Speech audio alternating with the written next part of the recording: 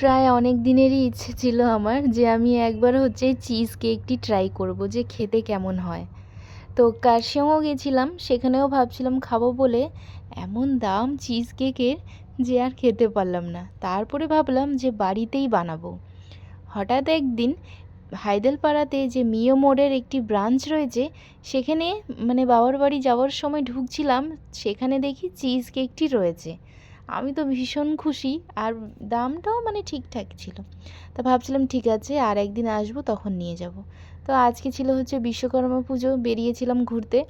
তো বাড়ি থেকে বেরোবার সময় ওকে বলছিলাম বাইরে কিছুই খাবো না, আমাকে চিজ কেকটি কিনে দেবে। বলছে ঠিক আছে।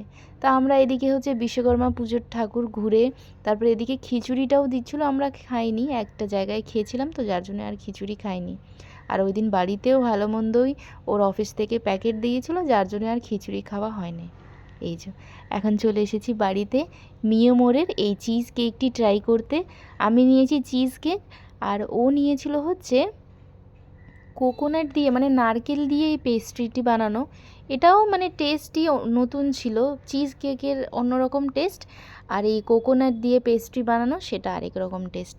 তো আমার কাছে চিজ কেকটি তো খুব ভালো লেগেছে, শুধুমাত্র মিষ্টিটা একটু কম হইলেই ভালো হতো। আর এই পেস্ট্রিটাও খেতে দারুণ ছিল।